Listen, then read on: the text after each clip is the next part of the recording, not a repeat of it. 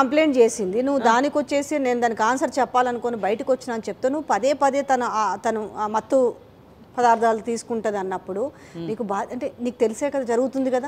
మరి ఈ విషయాన్ని రేపు అడగరా నీకు? అడుగుతారు.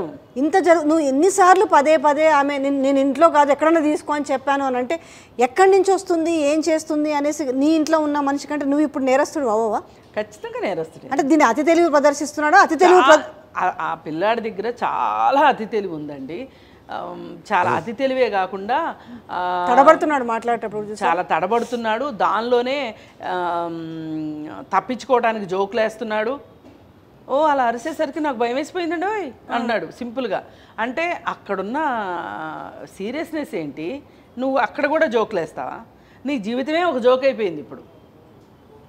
అసలు నువ్వు చక్కగా వచ్చావు, ఫీల్డ్లోకి వచ్చావు, ఏవో షార్ట్ ఫిల్మ్స్ చేసుకున్నావు, తర్వాత హీరోగా వచ్చావు, హీరోగా నిలదొక్కున్నావు. చక్కగా నీ కెరీర్ని అలా ఉంచుకోకుండా ఈరోజు నీకు ఇంకొక ఆమె అది కనిపించేసరికి, ఇంకొక ఆమె మీద నీకు ఇష్టం పెరిగేసరికి ఈమెను వదిలించుకోవాలనుకున్నావు. ఈ ఆడవాళ్ళు కూడా ఎట్లుంటారంటే వీళ్ళంత తర్కం లేని వాళ్ళు ఎక్కడా ఉండరేమో అనిపించేటట్లు కళ్ళు మూసుకుపోతాయి. మనం ఏ ప్రాతిపదిక మీద కలిసి ఉంటున్నాము, అసలు ఈ మనిషి ఏంటి, ఎలాంటోడు, ఇది కాసేపు పక్కన పెట్టేసి ఏదన్నా ఇబ్బందులు రాగానే అసలు వీడిలో మార్పు వచ్చిందని చూసుకోరు వీళ్ళు. ఇంకెవరి వల్ల వీళ్ళలో మార్పు వచ్చింది అనుకుంటారు, వేరెవరినో దీనికి బాధ్యులను చేస్తారు. కానీ అసలు ఇక్కడనే కదా అసలు మన బంగారం మంచిదైతే అంతే కదా. అయినా ఒకటి మేడం, 11 సంవత్సరాలు 12 సంవత్సరాలు ఎందుకు లివింగ్ రిలేషను? పెళ్లి చేసుకుంటేనే ఈరోజు నరేష్ లాంటి అంటే ప్రతిసారి కేసుకు మనకు నరేష్ వస్తున్నాడు. అంటే ఎటు చుట్టూ తిరిగినా వద్దనుకున్నా కూడా మనల్ని వదలట్లేదు పాపం.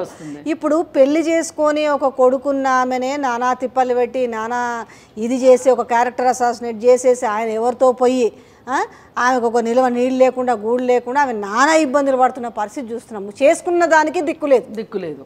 అంటే ఇంత మనం చాలా స్ట్రైట్ ఫార్వర్డ్గా మాట్లాడాలంటే ఇక అట్లాంటిది ఇది ఇప్పుడు ఎట్లుందనంటే ఇంక ఒక భాషలో మనం అనకూడదు కానీ ఒక ఉంచుకున్న ఒక కీప్ లాగా చూసినట్టే కదా.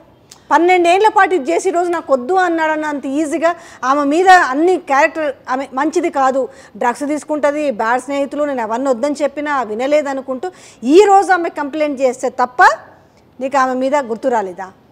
అసలు కాదండి. ఆమె మొన్న డ్రగ్స్ ఇష్యూ వచ్చినప్పుడు కూడా రాజ్ తరుణ్ ఫ్రెండ్గానే చూశారు మీడియా మొత్తం. నాకు ఎప్పుడో ఫ్రెండు, ఇప్పుడు ఫ్రెండ్ కాదు అనడం కరెక్ట్ కాదు. అసలు రాజ్ తరుణ్ చాలా కన్వీనియంట్గా నేను తెలివైనోడిని అనుకుంటున్నాడు, తెలివైనతనంగా మాట్లాడుతున్నాను అనుకుంటున్నాడు. అది కుదరదు. ఎందుకంటే చట్టాలు ఉన్నాయి మనకి. ఇప్పుడు ఏ కేసు అయినా చట్టం దగ్గర న్యాయం దగ్గర కాదు మేడం. ఇప్పుడు ఇరికించాలనుకుంటే మేమిద్దరం కలిసి రాజ్ తరుణ్నే చేపించాడని గట్టిగా చెప్తే ఉంది, మళ్ళీ ముందుకు రాదు. ఇప్పుడు అదేదో జరుగుతుందండి. అదే లేదు ఇప్పుడు ఆ ధైర్యంతో వచ్చే అమ్మాయి కూడా పెట్టింది. దీని వెనకాల ఏమనిపిస్తుంది తెలుసా? ఈ అమ్మాయిని పెట్టుకొని బిజినెస్ చేస్తారా, డ్రగ్స్ బిజినెస్ అంటే తీగలాగితే డొంక గదిలినట్టుగా పదే నేను ఆ మాట పలకడం వల్ల అతనే పలికాడు. అవును, ఆ పలకడం వెనకాల అసలు చాలా కథ ఉంది అనిపిస్తుంది. రెండోది ఏంది, అమ్మాయి కూడా అంటే ఇంకా తర్వాత ఈ ఇన్వెస్టిగేషన్ చేస్తుంటే మరి బయటికి రావచ్చేమో, కానీ ఈరోజు బయటకు వచ్చేసి అందరూ అదే డౌట్ అడుగుతున్నారు. అరే నువ్వు ఇన్నిసార్లు చెప్పినావు కదరా, మరి నువ్వు తెలిస్తే నువ్వు పోలీసు వాళ్ళకి ఎందుకు చెప్పలేదు? అసలు నీకు తెలియకుండా ఇంట్లోకి సినిమా వాళ్ళ చుట్టే తిరుగుతున్నాయి అవి. ఇట్లాంటి సమాచారం తెలిసి కూడా చట్టానికి ఇవ్వకపోతే కూడా నువ్వు అసలు నేరస్తుడు అవుతావు. ఇక్కడ ఇప్పుడు ఆమె బాధితురాలు. నేను మందు తాగుతాను, సిగరెట్ తాగుతాను కానీ నేను వాటి జోలికి పోను. మీరు తీసుకుంటారా అడిగినందుకు? నేను మందు తాగుతాను, సిగరెట్ తాగుతాను కానీ నేను వాటి జోలికి పోను. ఏం జరుగుతుంది అసలు అనేది నాకు అది పూర్తిగా విన్న తర్వాత ఏం లేదండి. సినిమా ఇండస్ట్రీలో చాలామంది సినిమా ఇండస్ట్రీకి సంబంధం ఉన్న వాళ్ళ ద్వారానే డ్రగ్స్ వెళ్తున్నాయి. ఇప్పుడు ఒక సౌత్ ఆఫ్రికనో లేకపోతే ఇంకొకళ్ళో వాళ్ళు డైరెక్ట్గా సినిమా వాళ్ళతోటి టచెస్ ఉండవు. వాళ్ళకి ఎవరితో టచెస్ ఉంటాయి? ఈ మేనేజర్స్, సో కాల్డ్ మేనేజర్స్ తోటి సంబంధాలు ఉంటాయి. ఈ మేనేజర్కి ఒక రేటుకి వీళ్ళు ఇచ్చేసి వీళ్ళు మళ్ళీ వీళ్ళ మార్జిన్ వీళ్ళు పెట్టుకొని అసలు వాళ్ళకి అందిస్తారు. అసలు పెడ్లర్స్ ఎవరు అంటే ఆ సౌత్ ఆఫ్రికా వాళ్ళు కాదు పెడ్లర్స్, మేనేజర్లే ఉంటారు. మేనేజర్లే పెడ్లర్స్. ఇప్పుడు ఈ అమ్మాయిని కూడా అలాగే వాడారా వీళ్ళు? అమ్మాయి అదే అంటుంది, నిజ నిజాలు అన్నీ బయటకు వస్తాయి, నన్ను ఇరికించిర్రు. అమ్మాయి చెప్తుంది, నన్ను ఇరికించిర్రు, నిజ నిజాలు బయటకు వస్తాయనే మాట కూడా చెప్తుంది.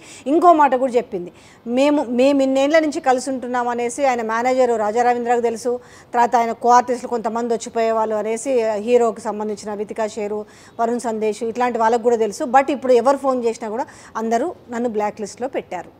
అవును, దానికి రాస్తారు నేను చెప్తున్నాడు, అందరికీ ఫోనులు చేసి నా గురించి చెడ్డగా మాట్లాడింది, నన్ను బదనాం చేసింది అన్నట్టు మాట్లాడుతున్నాడు, అందరితోనూ మాట్లాడుతుంది అని చెప్తున్నాడు. అసలు ఇక్కడ దాకా ఎందుకు తెచ్చుకున్నారు మీ ఇద్దరు? దీనిలో ఆ అమ్మాయి ఒక్కటే తెచ్చుకుంది అని అన్నాను, ఇద్దరూ కారణమే. ఒక అమ్మాయి సహజీవనానికి ఒప్పుకుంది, పోనీ ఆ అమ్మాయిదే తప్పు అనుకుందాం, సహజీవనానికి ఎందుకు ఒప్పుకుంది అని అనుకుందాం. మరి నీ బుద్ధి ఏమైంది? సరే అతను సహజీవనం అంటున్నాడు, నీ బుద్ధి ఏమైంది? ఇప్పుడు వీళ్ళకి ఎలా ఉంటుంది అంటే, మహానుభావులకి సహజీవనానికి ఒప్పుకున్న అమ్మాయి వచ్చి నాతో ఉంటుంది కాబట్టి ఆ అమ్మాయిని ఏ రోజైనా నేను వదులుచుకోగలను. ఈ క్యారెక్టర్ గురించి క్యారెక్టర్ అసాసినేషన్ చేయటానికి వాళ్ళకున్న ఆయుధం ఏంటి అంటే, నాతో పెళ్ళికి ముందు ఉండటానికి వచ్చింది కదా, ఇలా వచ్చిన అమ్మాయి మంచి అమ్మాయి ఎలా అవుతుంది? నాకు మళ్ళీ నేను పెళ్లి చేసుకోవాలంటే నాకు ఫ్రెష్గా కన్యే కావాలి. చాలామంది కన్వీనియంట్గా మాట్లాడారు, అంటే మంచిది కాదు, అందుకే వద్దనుకుంటున్నా. వాడికి నచ్చినన్ని రోజులు మంచిది, నచ్చని రోజు మంచిది కాదు. ఇప్పుడు ఈ అమ్మాయి నిజంగానే డ్రగ్స్ బిజినెస్ చేసి వీడిని పోషించిందా, వీడికి డబ్బులు పెట్టిందా, అది కూడా పాయింటే.